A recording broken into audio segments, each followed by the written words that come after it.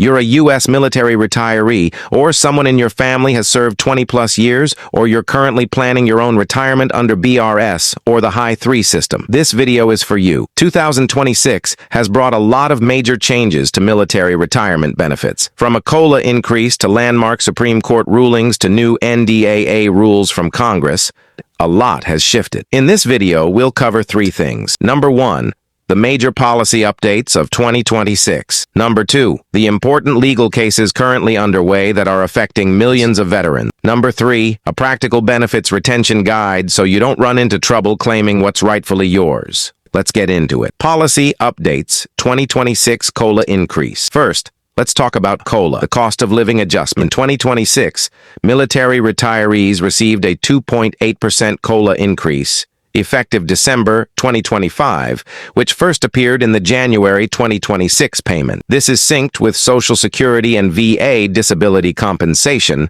since all three are based on the CPIW index. But here's an important note. If you're under the CSB/Redux retirement plan, meaning you took the career status bonus at the 15-year mark, your COLA won't be the full 2.8%. You'll only get 1.8% because under the Redux system, COLA is calculated as the standard rate minus 1 percentage point. This gap compounds every year until you turn 62, when there's a one-time reset. Active duty pay raise. Active duty and reserve members received a 3.8% base pay raise in 2026, and BAH, the housing allowance, saw an average increase of 4.2%. This matters because under the High 3 retirement system, your pension is calculated from your highest 36 months of base pay. So if you're retiring in 2026, this new pay raise will also push up the base number your pension is calculated from. Blended retirement system. Continuation pay changes. Now let's talk about BRS,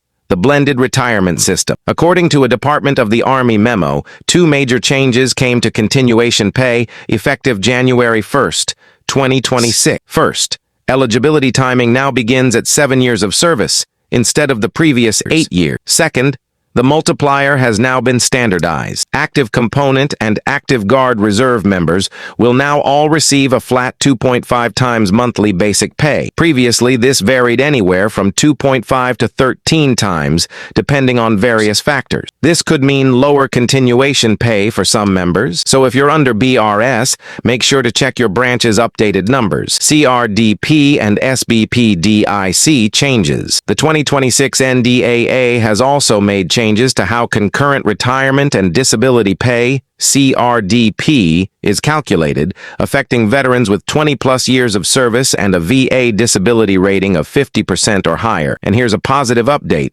The SBPDIC offset, which was eliminated under the FY 2020 NDAA, remains fully in effect in 2026. This means surviving spouses can now receive both benefits, the survivor benefit plan, and dependency and indemnity compensation, simultaneously in full, with no offset. On DIC specifically, the base rate for surviving spouses also saw a 12% increase, applicable to deaths occurring after January 2026. Legal cases. What you need to know. Now we come to the most important part. The legal battles currently underway that directly impact the money in retirees' and veterans' pocket. 1. Soto versus United States, CRS-C retroactive pay. This is a landmark case. Simon Soto, a Marine Corps veteran who was medically retired due to combat-related PTSD, challenged a policy that capped retroactive payments of combat-related special compensation, CRS-C,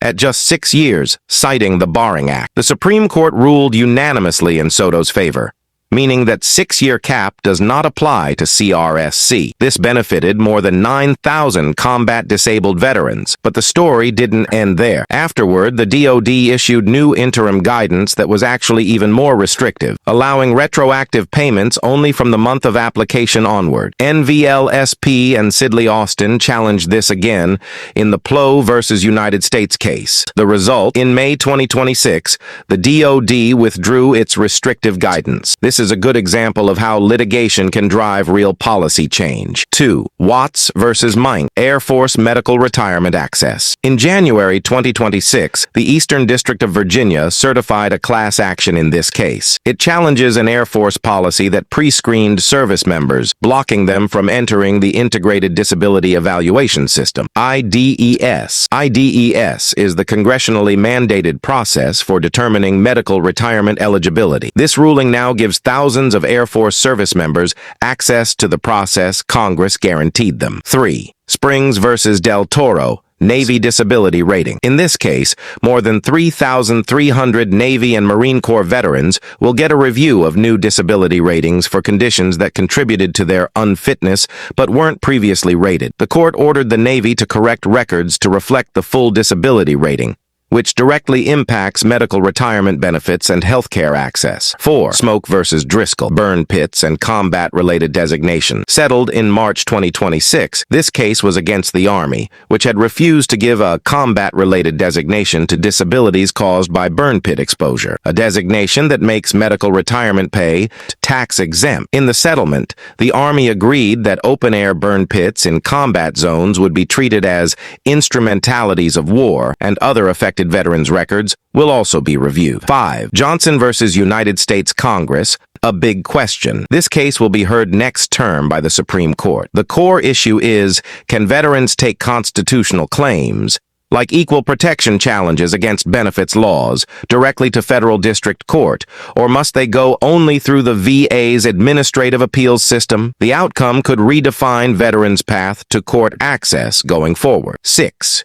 VA Disability Rating Rule Challenge. A new federal lawsuit is challenging an amended VA rule that bases disability ratings on how well a veteran responds to medication, rather than on the severity of the condition itself. Critics say this could lower ratings and compensation. Bottom line, these cases show that if you believe your disability rating or retirement classification is wrong, challenging it is possible and can succeed. Benefits Retention Guide. Now let's get practical. How to protect and maximize your benefits. Point 1. Keep your information updated. Keep your address, phone number, and direct deposit details updated in both your DFAS MyPay account and with the VA. If there's a discrepancy in your payment, they need to be able to reach you. Point 2. Regularly check your statement of military retired pay, especially if you're receiving CRDP or CRSC, since new calculation rules mean automated adjustments could contain errors. Point 3. Don't miss out on a combat-related designation. If you were medically retired due to burn pit exposure or another combat-related condition and didn't receive tax-exempt status,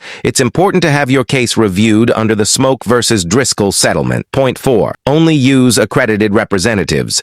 Never pay an unaccredited company for help with disability claims. Under federal law, VA claims assistance should be free if done through an accredited representative. Companies charging thousands of dollars are currently facing active lawsuits. Point 5. Plan for state taxes. More than 30 states now fully or partially exempt military retirement pay from state tax. If you're considering relocating, the state tax difference can be $3,000 to $5,000 per year. Point 6. Don't miss deadlines. Whether it's filing an appeal, a CRSC application, or submitting a claim under a class action settlement, missing deadlines can cost you benefits you're eligible for. A case like Freund versus Collins shows that millions of veterans' appeals were closed simply due to a system malfunction. So keep verifying your case status yourself. Don't rely solely on the system. So that was the complete 2026 update. From the COLA increase to BRS continuation pay changes, landmark Supreme Court decisions,